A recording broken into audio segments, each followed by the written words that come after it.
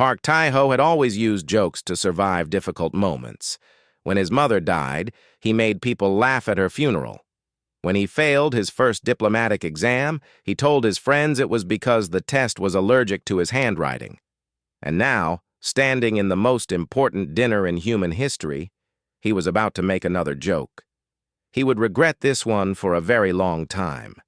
The dinner hall on Station Horizon 7 was beautiful and cold. The station floated in orbit around Neptune, far from Earth, built specifically for this moment. Humanity's first official meeting with an alien species. The Valanthi had arrived 3 months ago, their silver ships appearing near Jupiter like ghosts. They were ancient, proud, and powerful. Humans were young, messy, and eager. The Valanthi looked at humanity the way a grandfather might look at a noisy child. Tai-ho worked as a cultural liaison. His job was to explain human behavior to the aliens and prevent misunderstandings. He was good at his job, mostly because he was good at talking. He could make anyone comfortable. He could fill any silence. Tonight, he wished he had stayed quiet. The Valanthi delegation sat on one side of the long table. Their skin was silver blue, smooth like polished stone. Their eyes glowed softly, like stars trapped behind glass. They wore robes of deep purple and black, and they moved with slow, careful grace. Everything about them said, "We have seen empires rise and fall. You are nothing new." The human delegation sat on the other side. Admirals, scientists, politicians. They wore their best clothes and their most serious faces. Everyone was nervous. Everyone was trying too hard. At the center of the Valanthi group sat a female. Her name was Yuna, though her full name was Yuna Vithari. She was their lead negotiator. Tai-ho had met her twice before in short formal meetings. She was calm, intelligent, and impossible to read. Her glowing eyes watched everything but revealed nothing. The dinner had started well enough. Food was shared, gifts were exchanged. Translators worked hard to bridge the gap between languages. But as the night went on, the conversation became stiff. The Valanthi asked questions that felt like tests. The humans gave answers that felt like excuses. A heavy silence fell over the room. Tai-ho felt the weight of it. He saw the sweat on the Admiral's forehead. He saw the tight smiles and the nervous hands. Someone needed to break the tension. Someone needed to say something. So Tai-ho, being Tai-ho, opened his mouth.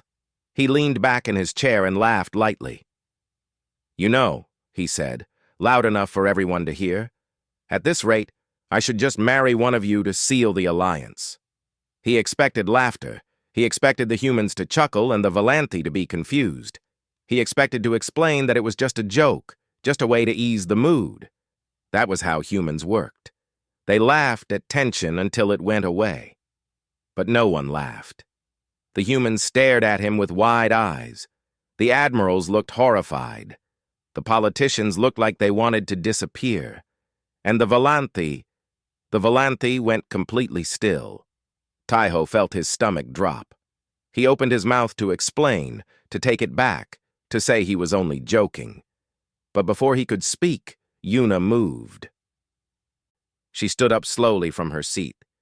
Her glowing eyes locked onto his. The room was so quiet that Tai-ho could hear his own heartbeat. She walked around the table, her steps smooth and silent. She stopped in front of him. She was taller than him by a few inches. This close, he could see the faint patterns on her skin, like circuits of light beneath the surface. Her face showed no anger, no confusion, only calm certainty. "Then say yes," she said.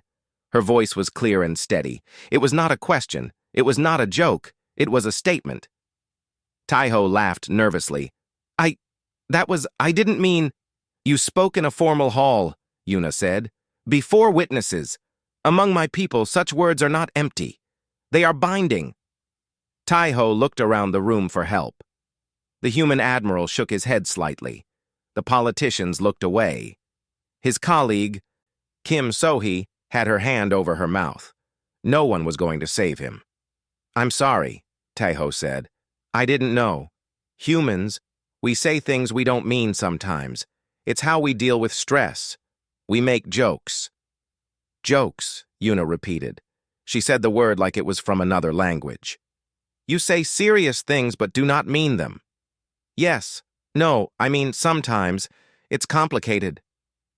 Yuna studied him. Her glowing eyes moved across his face like she was reading a book. Taiho had never felt so exposed in his life. He wanted to look away but couldn't.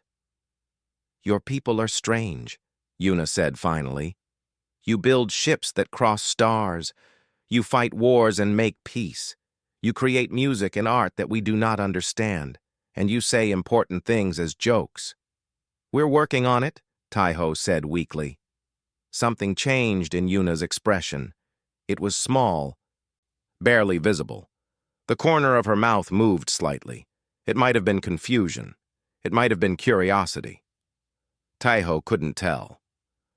The alliance between our peoples is important, Yuna said. My people believe in the weight of words. If you take back your words, it will be seen as a deep insult. The talks may end. Taiho felt cold. And if I don't take them back? Then we proceed. The union will symbolize the bond between humans and Volanthi. It will not be only political. Among my people, such bonds are real. Taiho's mind was racing. This couldn't be happening. He had made one stupid joke, and now he was being asked to marry an alien to save humanity's future. This was insane. This was impossible. But as he looked at Yuna, he saw something he did not expect. She was not angry. She was not trapping him. She was simply following her culture, her laws, her way of life. To her, this was completely normal. Words had power. Promises were kept. There were no jokes in diplomacy. And standing there, looking up at her calm face and glowing eyes, Taiho realized something else. She had said yes. She had agreed to this too. She had not hesitated. Why? Can I have time to think? Taiho asked. You may have until tomorrow's sun, Yuna said. But know this, Park Taiho. I did not say yes only because of tradition. I said yes because I wish to understand your people. And you... She paused, her head tilting slightly. You are very human. She turned and walked back to her seat. The Volanthi delegation rose and left the hall in silence. The humans remained frozen. Taiho stood alone in the middle of the room, his heart pounding, his mind spinning. He had come to this station to help humanity make friends with aliens. Instead, he had accidentally proposed to one. Kim So-hee walked up beside him. She let out a long breath. Well, she said, that's the worst joke you've ever made. Taiho couldn't argue with that. Taiho did not sleep that night. He lay in his small room on Station Horizon 7 and stared at the ceiling. His mind played the moment again and again. The silence, her eyes, the way she had said yes without hesitation. Every time he closed his eyes, he saw her face. By morning, he had made no decision. He felt like a man standing at the edge of a cliff, afraid to jump, afraid to step back. Kim So-hee came to his room early. She was a xenolinguist, an expert in alien languages. She was also his best friend and the only person who could be honest with him without making him angry. She sat on the edge of his bed and handed him a cup of coffee. You look terrible, she said. Thanks. Have you decided? Taiho shook his head. How can I decide something like this? I don't even know her. I made a joke, one stupid joke. And now I'm supposed to marry her? So he sighed. I've been reading about the Volanthi all night. Taiho, this is serious. They don't have a word for joke, not in formal settings. When they speak in diplomatic halls, every word is an oath. Every sentence is a promise. They believe that words shape reality. That's insane. That's their culture. And you spoke in their space, under their rules. Taiho put down his coffee. So if I say it was a joke, they'll be insulted. More than insulted. They'll see it as a betrayal, a sign that humans cannot be trusted. The alliance will collapse. We'll be alone in the galaxy again, and the Volanthi will tell every other species that we are liars. Taiho felt sick. And if I go through with it? So he hesitated. Then the alliance continues. You become a symbol of unity between our peoples. But Taiho, Volanthi bonds are not like human marriages. They take them very seriously. It's not something you can walk away from. Great. So my choices are to destroy humanity's future or trap myself forever. So he looked at him with soft eyes. I'm sorry. I know this isn't fair. Before Taiho could respond, there was a knock at the door. He opened it and found Yuna standing in the hallway. She wore a simpler robe today, dark blue with silver edges. Her glowing eyes met his, calm as always. May I enter? She asked. Taiho stepped aside. Sure. Yuna walked into the room. She looked around at the small space, the messy bed, the clothes on the floor, the half-empty coffee cups.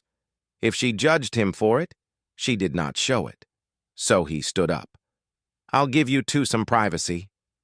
She left quickly, closing the door behind her. Taiho and Yuna were alone. For a moment, neither of them spoke. Taiho didn't know what to say. He had spent all night thinking about this, and he still had no words. Yuna spoke first. You are afraid. It wasn't a question. Taiho nodded. I understand, Yuna said. This is not what you expected. You spoke without thinking. You did not mean to create this situation. No, I didn't. And yet, here we are. Taiho looked at her. Why did you say yes? You didn't have to. You could have ignored me or told me I was being foolish. Yuna was quiet for a moment. She walked to the window and looked out at the stars. Neptune's blue light filled the glass. I have been a diplomat for many years, she said. I have met many species. Most of them are careful. They measure every word. They hide their true feelings behind walls of formality. But humans, she paused, humans are different. You say what you feel. You act before you think. You make mistakes and then try to fix them. That's not exactly a compliment. It is not meant to be. But it is interesting. She turned to face him. When you made your joke, I saw something in your eyes. You were trying to help. You saw that the room was tense, and you wanted to make it better. You failed, but your intention was kind. Taiho blinked. You could see all that? My people are very good at reading others. We feel emotions differently than you do, deeper. We can sense things that humans hide. That sounds exhausting. Something flickered in Yuna's expression, that tiny movement at the corner of her mouth again. It can be. Especially around humans. You feel so much, so quickly. It is like standing near a fire. Taiho wasn't sure if that was good or bad. Yuna stepped closer to him. I said yes because I want to understand your people. The Volanthi are old. We have seen much, but we have become slow, careful. We do not take risks anymore. Humans are the opposite. You are young and fast and reckless. I believe we can learn from each other. So this is a learning experience for you? Is that so strange? Taiho shook his head. No. I guess not. He sat down on the edge of his bed. But what about the rest of it? This isn't just a class we're taking together. This is a bond, a marriage. You said your people take it seriously. We do. Then how can you agree to it with someone you just met, someone who proposed by accident? Yuna was quiet again. When she spoke, her voice was softer. Among my people, bonds are built over time. We do not expect love at the beginning. We expect honesty, effort, a willingness to grow together. If those things are present, the bond becomes real. If they are not, the bond remains empty. She looked at him directly. I am not asking you to love me, Park Taiho. I am asking you to try. Taiho stared at her. This was insane. This was the strangest conversation he had ever had, and yet somewhere deep inside, her words made sense. She wasn't trapping him, she wasn't forcing him, she was offering him a chance, a strange, terrifying, impossible chance. But could he take it? Before he could answer, the door opened. An older Valanthi male entered without knocking. He was tall and broad, with deep lines on his silver face. His eyes glowed brighter than Yuna's, and his presence filled the room like a storm. Yuna stood straighter. "Father, father." Taiho felt his stomach drop again. The older Valanthi looked at Taiho with cold eyes. "So this is the human who speaks without meaning." "Elder Morath," Yuna said, "he is still considering—" "There is nothing to consider."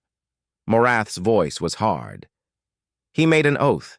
He will honor it, or he will prove that humans are exactly what many of us believe. Children playing with words they do not understand." Taiho stood up. "With respect, Elder, I didn't know your customs. I made a mistake. Ignorance is not an excuse. It is a failure." Morath stepped closer. "My daughter has agreed to bond with you. She has put her honor, her future, and her family's name on this. If you refuse, you do not only insult her, you insult all of us. And the Valanthi do not forget insults." The room was silent. Taiho could feel the weight of the moment pressing down on him. This was it. This was the choice. He looked at Yuna. She stood still, her face calm, but he could see the tension in her hands. She was waiting. She was hoping. Taiho took a breath. He thought about Earth. He thought about humanity. He thought about all the people who were counting on this alliance. And he thought about Yuna, this strange, calm, curious alien who had said yes to him without hesitation. Maybe she was right. Maybe this wasn't about love. Maybe it was about trying. "Okay," Taiho said. "I'll do it." Morath's expression did not change. "You will honor the bond?" "Yes." Yuna's hands relaxed. She did not smile, but something in her eyes shifted. It looked almost like relief. Morath nodded once. "Then we proceed. The ceremony will be held on Velenth Prime. You will come to our world and prove yourself before the High Matriarch." He turned and walked to the door. "Do not disappoint us, human." He left without another word. Taiho let out a long breath. His legs felt weak. His heart was racing. Yuna walked to him. "Thank you," she said quietly. "Don't thank me yet," Taiho said. "I have no idea what I'm doing." "Neither do I," Yuna admitted. "But perhaps we can figure it out together." She left the room, and Taiho stood alone in the silence. He had just agreed to marry an alien. He had just changed his entire life with one word. He sat down on his bed and put his head in his hands. "What have I done?" he whispered. But somewhere, deep inside, a small part of him was curious to find out. The news spread fast. Within hours, every human colony knew about the diplomatic marriage. Within days, everyone had an opinion. Some people called Taiho a hero. They said he was sacrificing himself for humanity's future. They made art about him, wrote songs, called him the bridge builder. Others called him a fool, a clown who had stumbled into something too big for him. Some were angry. They said no human should marry an alien, that it was unnatural, that it was a betrayal of their species. Taiho tried to ignore all of it. He had enough to worry about without listening to strangers argue about his life. The journey to Velenth Prime would take 3 weeks. During that time, Taiho was supposed to prepare. He was supposed to learn about Valanthi customs, history, and language. He was supposed to understand what he was getting into, but mostly he spent time with Yuna. She came to him every day. At first, their conversations were formal. She asked about human government, economy, military. He answered as best he could. But slowly, the questions changed. She started asking about smaller things: human food, human music, human stories. "What is this?" she asked one day, pointing at his tablet. He was listening to an old song, something his mother used to play when he was young. "It's music," he said. "A song. I know what music is. But this—" She tilted her head. "It sounds sad. Why do you listen to something that makes you sad?" Taiho thought about it. "Because sometimes sadness feels good. It reminds us that we're alive, that we can feel." Yuna did not seem to understand. "Among my people, we do not seek sadness. We endure it when it comes, but we do not invite it." "That sounds lonely." "Perhaps, but it is also peaceful." Taiho looked at her. "Is that why you wanted to understand humans? Because we're not peaceful?" Yuna considered the question. "You are not peaceful, no. But you are alive in a way that my people have forgotten. You feel everything so strongly. Joy, anger, love, fear. It all burns inside you like a star. We feel things too, but deeper and slower. Like water beneath ice." "That sounds cold." "It can be." She paused. "When I first saw your broadcasts, your entertainment, your news, your art, I did not understand any of it. You laugh at pain, you cry at beauty, you yell at each other and then embrace. It made no sense to me. And now I think I am beginning to understand. A little." Taiho smiled. "That's progress." Over the following days, Yuna asked him to teach her about human humor. This was the hardest thing she had requested. Humor was not something you could explain easily. It was something you felt. It came from timing, from surprise, from the twist between expectation and reality. Trying to explain it was like trying to explain why the sky was blue. You could give the scientific answer, but it wouldn't capture the feeling. He started with simple jokes, wordplay, puns. She didn't understand them. He tried physical comedy, showing her old videos of people falling down or making faces. She watched with a blank expression. "Why is this funny?" she asked. "Because—" Taiho stopped. He didn't know. "Because we don't expect it. And when something unexpected happens, we laugh. But falling down is painful. Why would pain cause laughter?" "It's not the pain. It's the surprise. And the relief that it's not us." Yuna thought about this for a long time. So laughter is a response to fear that did not come true? Sometimes. Or it's a way to deal with fear that did come true. We laugh so we don't cry. She looked at him with those glowing eyes. "Your species is very complicated." "Yeah," Taiho agreed. "We are." He kept trying. He told her stories that were meant to be funny. He showed her comedies, cartoons, stand-up performances.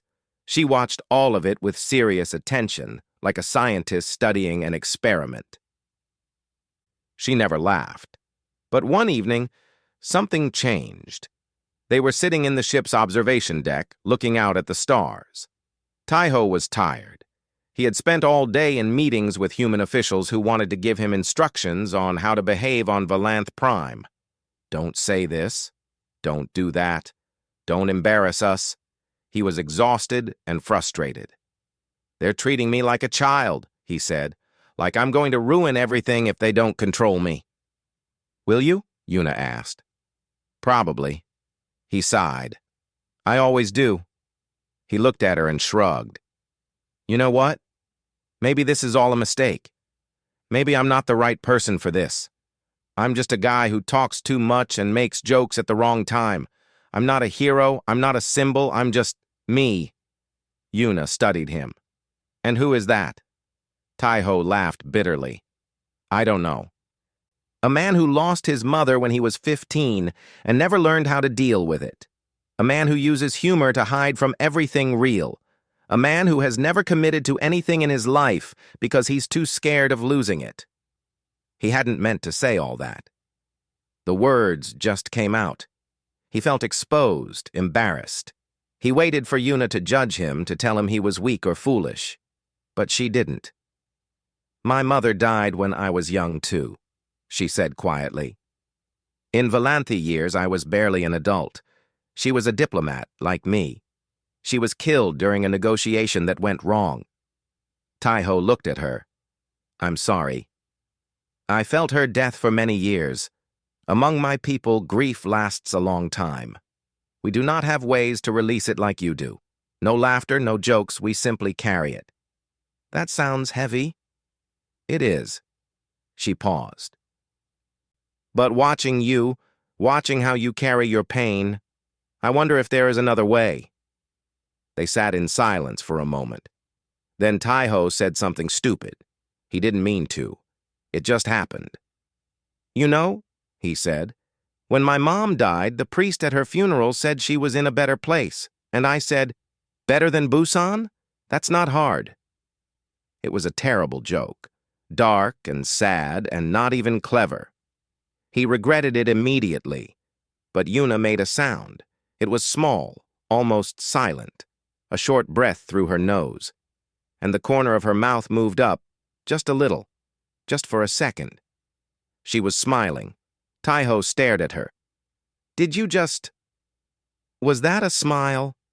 Yuna touched her own face, as if surprised by her own expression. I don't know. I felt something, a lightness, a release. That's what a smile feels like. She looked at him, and her eyes were different now, softer, warmer. You made me smile. Taiho felt something shift inside his chest. He didn't know what it was. It felt like hope, or maybe fear, or maybe both. I told you, he said. Laughter helps with pain. Yuna nodded slowly. Perhaps you are right. Perhaps I have much to learn from you. Later that night, Taiho sat alone in his room. He thought about Yuna's smile, about the way it had changed her face. He thought about her story, her mother, her years of carrying grief alone. He thought about how different they were and how somehow they understood each other. Kim So-hee came to check on him. She stood in the doorway and looked at him. You're in trouble, she said. I know. No, I mean real trouble. She crossed her arms. You're starting to care about her. Taiho didn't answer. Taiho, So-hee said. This is a political marriage, a symbol. Don't confuse it with something real. What if it becomes real? So-hee shook her head. Then you're going to get hurt. Or she is. Or both of you. Taiho looked out the window at the stars. Somewhere ahead, Valanthe Prime was waiting. A world he had never seen. A ceremony he didn't understand. A future he couldn't predict. Maybe, he said. But isn't that how everything real starts? So-hee didn't have an answer for that. Neither did Taiho. But for the first time since this whole mess began, he felt like he was moving towards something instead of running away. He thought about Yuna's smile, and he hoped he would see it again. Valanthe Prime was nothing like Earth. The moment Taiho stepped off the ship, he knew he was in another world. The sky was pale purple, with 3 small moons visible even in daylight. The air smelled like flowers and metal. The ground beneath his feet was smooth, almost glassy, made of some material he couldn't name. And the cities looked like they had grown from the planet itself. Tall towers of crystal and stone rose from the ground, their surfaces covered in flowing patterns of light. Bridges hung between buildings like threads of silver. Everywhere Taiho looked, there was beauty, order, perfection. He felt small. He felt human. Welcome to Valanthe Prime, Yuna said beside him. This is the capital city, Sarathel, named after the High Matriarch's family. It's incredible, Taiho admitted. It is old. My people built this city before your species learned to make fire. Taiho didn't know what to say to that. He just nodded and followed her. The Valanthe they passed looked at him with curiosity, and some with suspicion. He was the first human most of them had ever seen. He heard whispers in their language, words he couldn't understand. He didn't need to understand them. He could feel their meaning. Outsider. Strange. Different. He tried to smile. Most of them didn't smile back. They traveled to the Grand Hall of Unity, where the bonding ceremony would take place. But first, Taiho had to meet the High Matriarch. She was the leader of all Volanthi, the oldest and most powerful among them. Her name was Serath, and she had ruled for over 1,000 years. Taiho waited in a chamber of white stone. The walls were covered in carvings, scenes of Volanthi history, wars fought, peace made, worlds discovered. He traced his fingers over the images and tried to calm his heart. The doors opened, and she entered. High Matriarch Serath was tall and thin, her skin almost white, her eyes glowing like twin stars. She wore robes of gold and black, and she moved with the weight of centuries. Taiho had never felt so young in his life. She stood before him and looked down. Her gaze was heavy, searching. He felt like she could see inside him, see every lie he had ever told, every mistake he had ever made. "So," she said. Her voice was like wind through ancient trees. "You are the human who speaks binding words without meaning them." Taiho swallowed. "Yes, High Matriarch. And now you wish to bond with one of my people, with my granddaughter." Granddaughter. Taiho's stomach dropped. Of course Yuna was related to the Supreme Leader. Of course this couldn't be simple. I want to honor the agreement," Taiho said. "I made a mistake, but I'm here to make it right." Serath was silent for a long moment. "Do you know what a Volanthi bond truly means?" "Yuna explained some of it to me." "Then let me explain more." She stepped closer. "When two Volanthi bond, their minds touch. Their thoughts, their feelings, their memories, all of it becomes shared. You will feel what she feels. She will feel what you feel.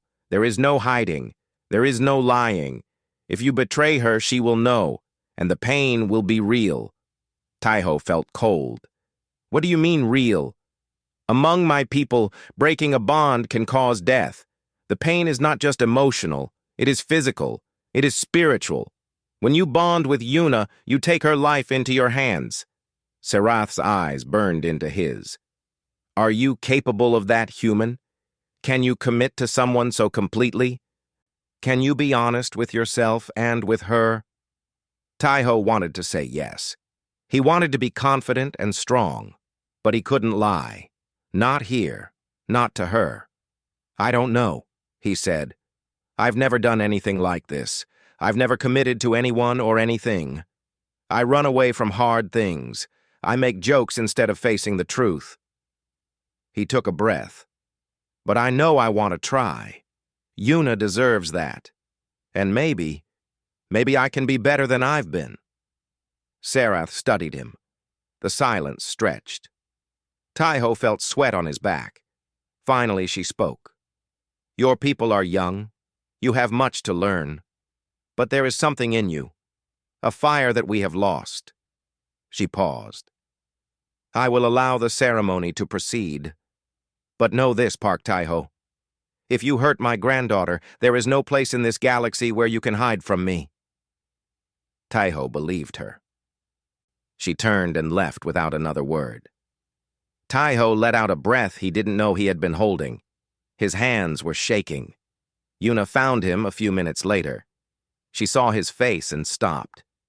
"She frightened you," Yuna said. "She's terrifying. She is protective. She loves me." Taiho looked at Yuna. "Why didn't you tell me she was your grandmother?" "Would it have changed your decision?" He thought about it. "No.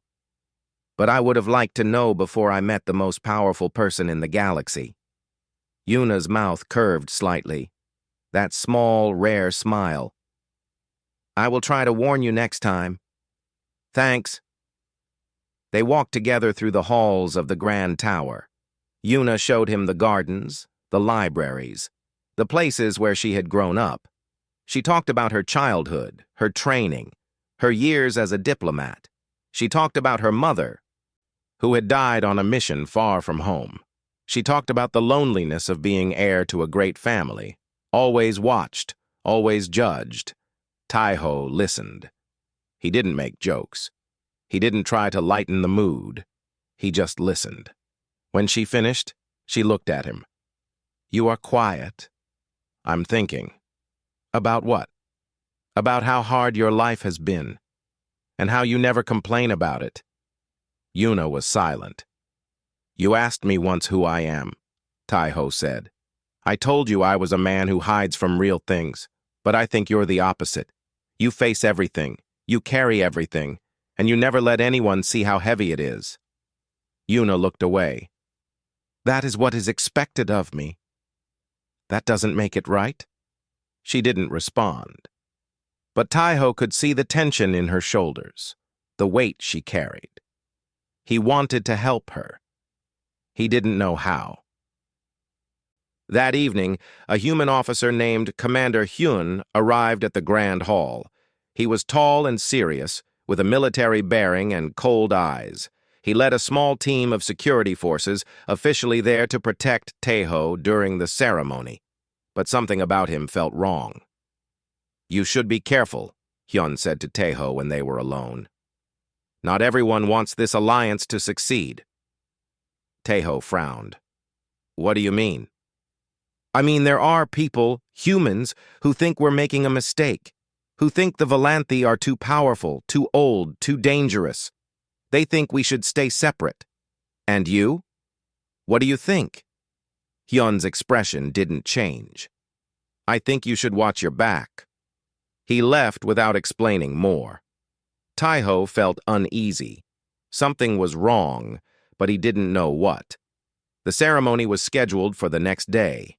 That night, Taiho couldn't sleep. He walked through the quiet halls of the tower, looking at the stars through the crystal windows. He thought about everything. The joke, the journey, Yuna, her smile, her grandmother's warning. He thought about commitment, about honesty, about the person he wanted to become. He was still thinking when he heard the explosion. The sound was distant, but loud, a deep boom that shook the walls. Alarms began to ring.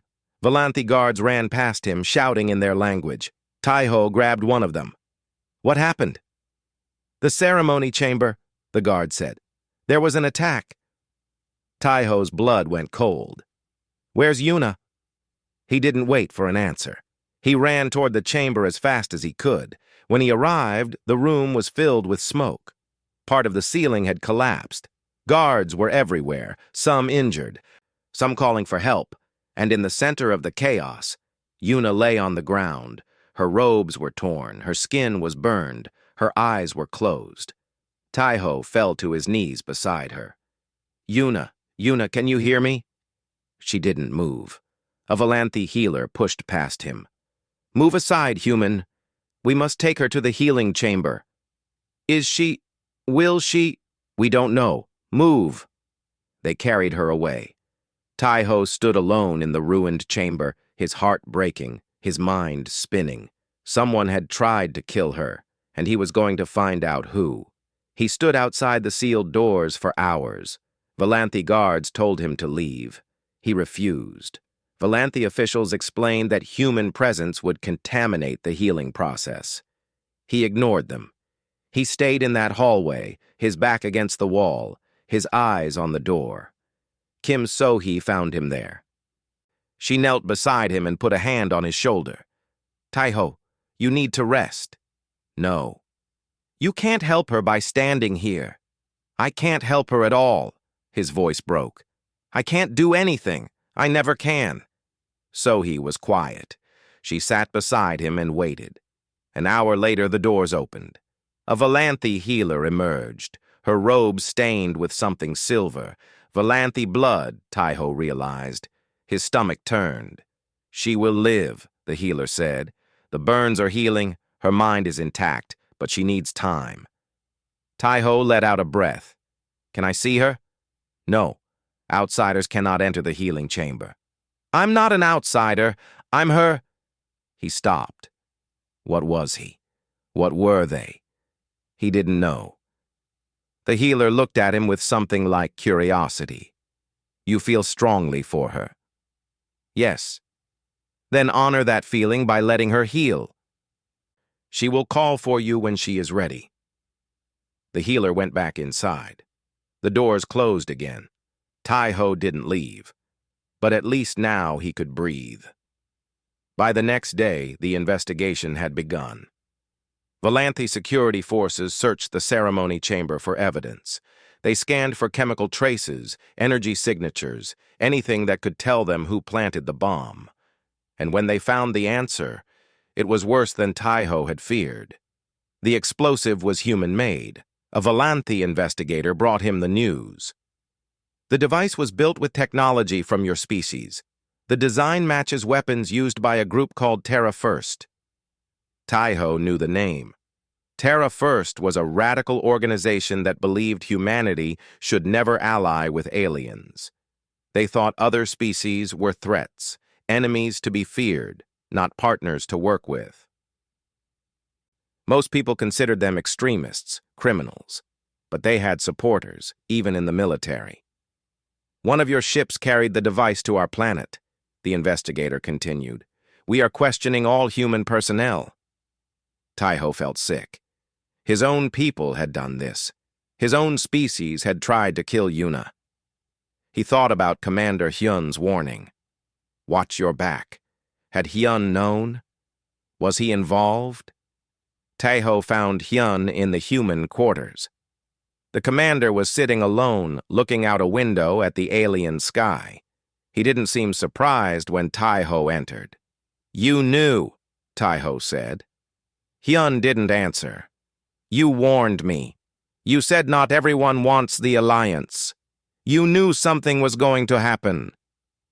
I knew there were people who were unhappy, Hyun said slowly. I didn't know they would go this far. But you have connections to Terra First. Don't deny it. I've heard rumors about you for years. Hyun turned to face him. His expression was hard but tired. I've spoken to them, yes. I've shared their concerns. But I never supported violence. I never wanted anyone to get hurt. Yuna almost died. I know. Hyun stood up. And I'm telling you, I didn't sanction this. I didn't help plan it. But yes, I've looked the other way when I shouldn't have. I've let my fear of the Valanthe cloud my judgment. He paused. For that, I'm sorry. Tai-Ho stared at him. He wanted to hit him. He wanted to scream. But he could see the truth in Hyun's eyes. The commander was guilty of many things, but not this attack. Then help me find who did it, Tai-Ho said. Help me prove that not all humans are like them. Hyun nodded slowly. I'll tell you what I know, but Tai-Ho, this goes higher than you think. There are people in our government who want this alliance to fail. You need to be careful. I'm done being careful. They worked together for the next 2 days. Hyun gave him names, contacts, data. Tai-Ho shared everything with the Valanthe investigators. Together, they traced the bomb back to its source, a cell of Terra First members who had smuggled the device aboard a supply ship. The attackers were arrested, but the damage was done. Across Valanthe Prime, people were talking. Some were angry at humans. Some wanted the alliance canceled. Some called for war. Tai-Ho knew he had to do something. He had to speak. He asked the Valanthe Council for permission to address the planet. At first, they refused. Why should a human speak after what humans had done? But Elder Morath, Yuna's father, supported him. My daughter chose this man, Morath said. Let him prove he was worth choosing. The council agreed. Tai-Ho stood before a chamber filled with Valanthe leaders, broadcasted to every city on the planet. His hands were shaking, his mouth was dry. He had never been more afraid in his life. But he thought about Yuna, about her strength, her grace, her hope for both their peoples, and he found his voice. I am not here to make excuses, he began. What happened was done by humans, by my people. They tried to kill someone I care about. They tried to destroy everything we've worked for. And they did it because they were afraid. He paused. Humans are afraid of many things. We are young. We are small. We have only been in space for a few hundred years, while your people have been here for thousands. When we look at you, we see everything we are not, powerful, ancient, wise. And that scares some of us. It makes them want to hide, to push you away, to pretend that we're better off alone. He shook his head. But they're wrong. Fear is not a reason to hate, and being afraid of something great is not a reason to destroy it. He looked out at the Volanthi faces, some angry, some curious, some unreadable. I know I can't undo what happened. I know trust is not easy to rebuild, but I can promise you this. I am not going anywhere. I will stay with Yuna. I will honor my bond, and I will spend the rest of my life trying to show you that humans are worth believing in. He took a breath. We are not perfect. We make mistakes. We say things we don't mean and do things we regret. But we also learn. We grow. We try to be better. That's what makes us human. And I believe, his voice cracked, I believe that's something worth sharing with the galaxy. He stepped back. The room was silent. Then slowly, Elder Morath stood and bowed his head. One by one, other Volanthi rose and did the same. Not all of them, but enough. Taiho felt tears in his eyes. He blinked them away. Later that night, he was allowed into the healing chamber. Yuna was awake. She lay on a bed of soft light, her burns almost healed, her eyes open and clear. When she saw him, she smiled, small and tired, but real. I saw your speech, she said. Taiho sat beside her. How was it? Your grammar was wrong in 2 places. He laughed. It came out shaky and wet. I'll work on that. Yuna reached out and took his hand. Her skin was cool and smooth. You spoke well. You spoke the truth. I tried. That is all I ever asked. They sat together in silence. Outside, the moons of Velenth Prime moved across the purple sky. The future was still uncertain. There were still enemies, still dangers, still people who wanted them to fail. But Taiho wasn't afraid anymore. He looked at Yuna and said, When you're healed, I want to finish what we started. She nodded. So do I. And for the first time, Taiho felt ready. The Crystal Sanctum stood at the heart of Velanth Prime, a building older than human civilization. Its walls were made of something that looked like glass but felt alive, warm to the touch, humming with faint energy. Patterns of light moved through the stone like veins of fire. This was the most sacred place on the planet, used only for the most important ceremonies. Today, it would host the first bonding between a human and a Volanthi. Taiho stood in a preparation room, wearing robes the Volanthi had given him. They were deep blue, the color of honor, with silver threads along the edges. He looked at himself in the mirror and almost didn't recognize his reflection. He looked serious. He looked like someone who had grown up. Kim So-hee helped him straighten the collar. You look good, she said. I look terrified. That too, she smiled. But that's okay. You should be a little scared. This is a big deal. Taiho nodded. His hands wouldn't stop shaking. Hey. So-hee put her hands on his shoulders and looked him in the eyes. I know I warned you about getting too close. I know I said this was just politics, but I was wrong. She paused. What you and Yuna have, it's real. Anyone can see that. And I'm proud of you, Taiho. Your mother would be too. Taiho felt a tightness in his chest. He hugged her. Thanks, So-hee. Now go marry an alien, and don't make any jokes during the ceremony. No promises. The sanctum was filled with witnesses, Volanthi leaders, human diplomats, journalists from both species. High Matriarch Serath sat on a throne of crystal, her golden robes shining in the light. Elder Morath stood nearby, his face unreadable as always. The room was silent except for the hum of the walls. Taiho walked down the central aisle toward the raised platform where the ceremony would happen. His footsteps echoed in the quiet. He felt every eye on him. He tried not to trip. Then he saw Yuna. She stood at the top of the platform, waiting for him. Her robes were white and silver, flowing around her like water. Her skin glowed brighter than he had ever seen, and her eyes were fixed on him, full of something he couldn't name. Trust, hope, maybe even love. He climbed the steps and stood facing her. Up close, she was beautiful. Not in the way humans usually meant. Not pretty or cute or handsome. Beautiful like a star, like something vast and bright and impossible. "You came," she said quietly. "I said I would." "Yes, you did." The matriarch rose from her throne and approached them. Despite her age, she moved smoothly, powerfully. She carried a small crystal bowl filled with silver liquid. "This is the water of binding," she said. "When you drink it, your minds will touch. Your thoughts will open. Your memories, your feelings, your truth, all will be shared between you. There is no hiding in a Valanthi bond. There is no lying. Only truth." She looked at Taiho. "Human, do you understand what you are accepting?" "Yes." "Do you accept it freely, without force or obligation?"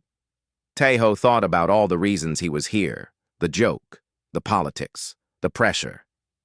Yes, all of that had brought him to this moment, but that wasn't why he was staying.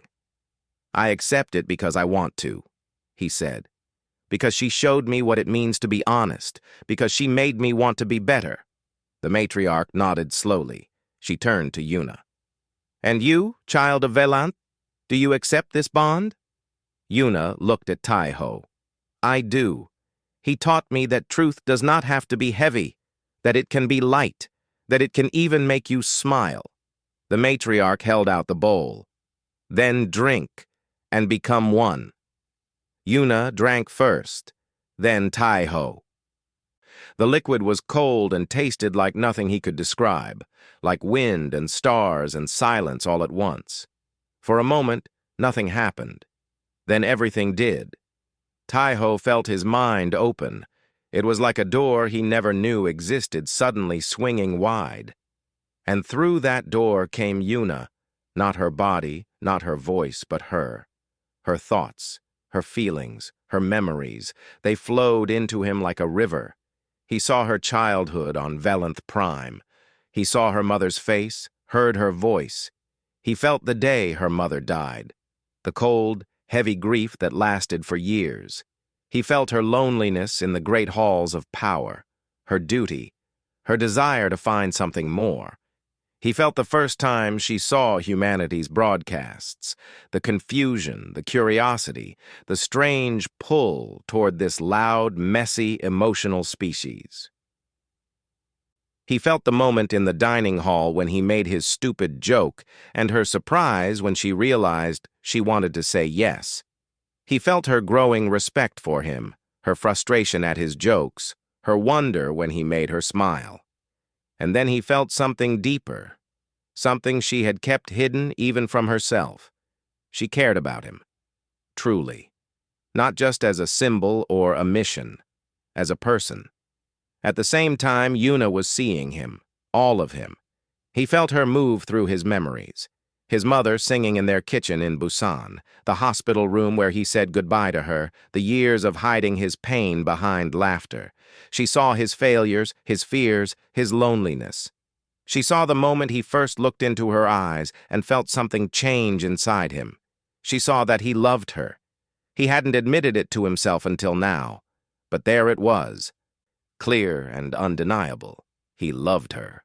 The bonding completed, the flow of thoughts slowed, settled. They were still two people, but they were also something more, connected, joined, one. Taiho opened his eyes.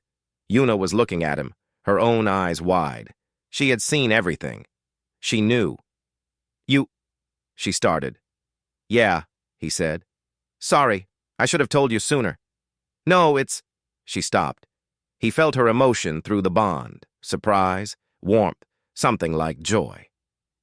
It's good. The matriarch raised her hands. The bond is complete. Let the galaxy witness. Human and Volanthi are now one. The room erupted in sound. Applause from the humans, a deep harmonic tone from the Volanthi, something like music. Taiho barely heard it. He was looking at Yuna, and she was looking at him. She took his hand. "I felt your mother," she said quietly. "She loved you very much." Taiho's throat tightened. "I felt yours too. She was proud of you." Yuna smiled. Not small this time, but real, full. He had never seen her smile like that before. It was beautiful. They turned to face the crowd together. The cheering continued. Somewhere Sohi was wiping her eyes. Elder Marath was nodding with something that might have been approval. Even the matriarch's stern face had softened. But the ceremony wasn't over.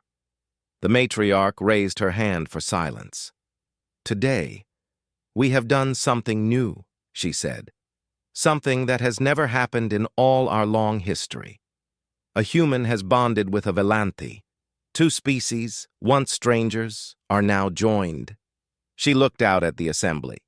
Many doubted this day would come, many feared it, but this bond is proof that fear can be overcome, that differences can be bridges, not walls, that the youngest species in the galaxy can teach the oldest something new. She turned to Taiho and Yuna. "You carry the future now. Both of you. Make it worthy of this moment." Taiho felt the weight of her words. He felt Yuna's hand in his, steady and warm. He felt the bond between them, full of her strength and his hope. "We will," he said. "Together." Yuna nodded. "Together." The ceremony ended. The future began.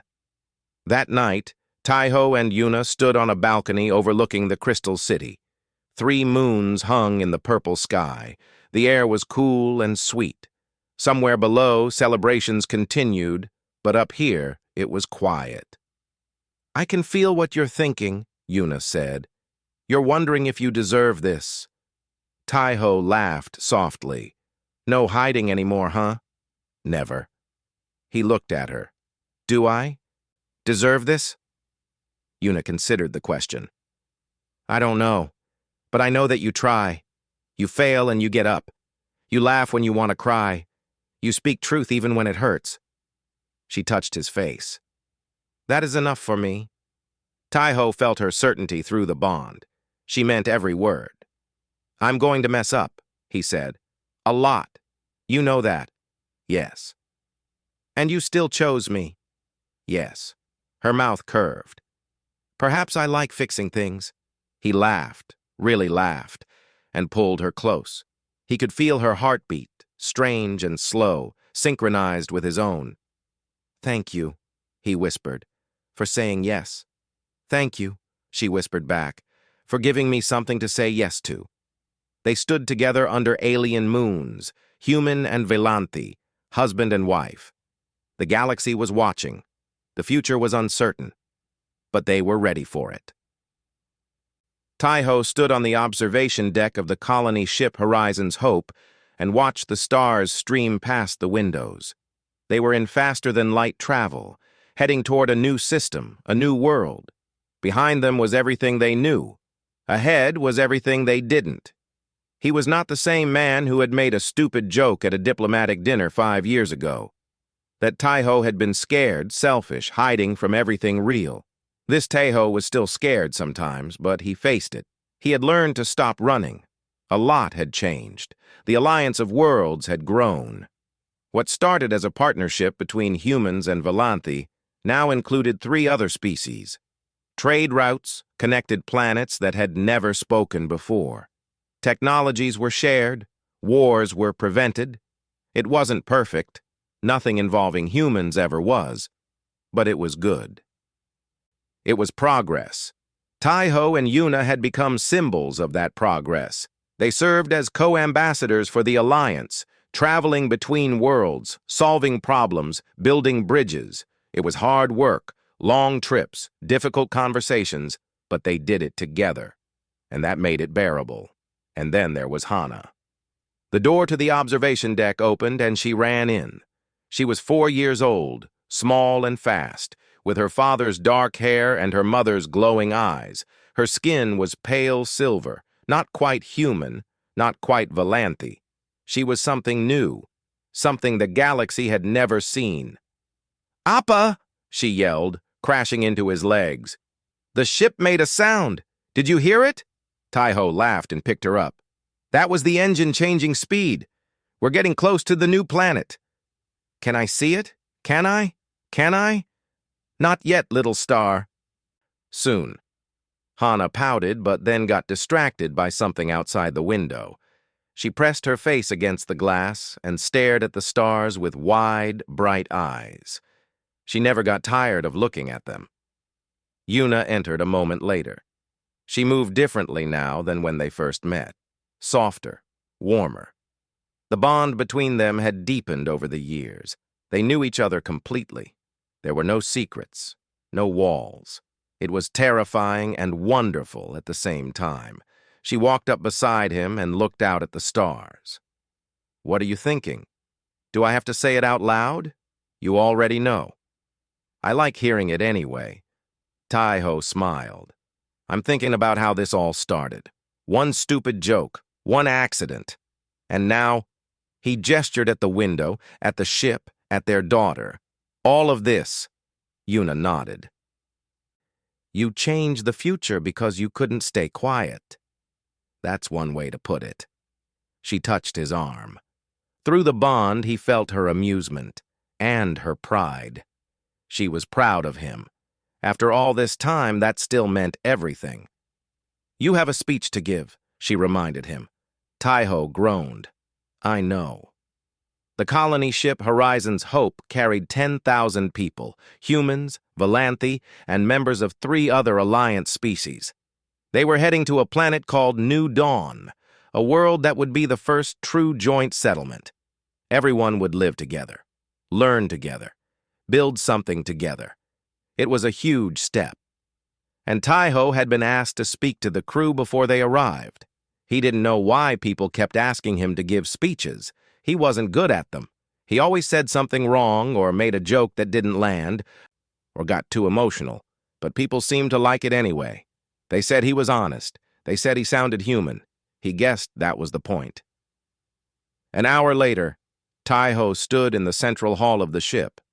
The crew had gathered, thousands of faces looking up at him, humans with nervous smiles, Valanthe with calm, glowing eyes. Members of other species he was still learning to read, all of them waiting for him to say something meaningful. Yuna stood to the side with Hana in her arms. She nodded at him. "You can do this." Taiho took a breath and began. 5 years ago, I was nobody," he said. "Just a translator on a space station trying to make people laugh so I wouldn't have to deal with anything serious. I thought I knew who I was. I thought I knew what I wanted. I was wrong about both." He paused. "Then I made a joke at the wrong time. And everything changed. I said something without thinking, and an amazing woman took me seriously. She challenged me to be better. She showed me what it meant to really commit to something. And she taught me that the scariest things in life are usually the most important." He looked at Yuna. She smiled slightly. Through the bond, he felt her love. "Humans. We stumble into greatness," he continued. "We don't plan it. We don't earn it the way other species do. We just fall forward and try to land on our feet. We say the wrong thing. We make mistakes. We break things and then figure out how to fix them. That's who we are." He looked out at the crowd. "Some people think that's a weakness. They think we're too messy, too emotional, too reckless. But I think it's our strength, because we're not afraid to try. We're not afraid to fail. And we're not afraid to love things we might lose." His voice grew stronger. "That's what we're doing here. We're trying something new. We're building a world where different species live together, not as allies or neighbors, but as family. Will it be easy? No. Will we mess it up sometimes? Absolutely. But we'll fix it. We'll learn. We'll grow. Because that's what humans do. He smiled. And now we're teaching the Volanthi how to do it too. The Volanthi in the crowd made a sound, a soft hum that meant amusement. It had taken years for them to learn how to find things funny. But they were getting there. New dawn is our future, Taiho said.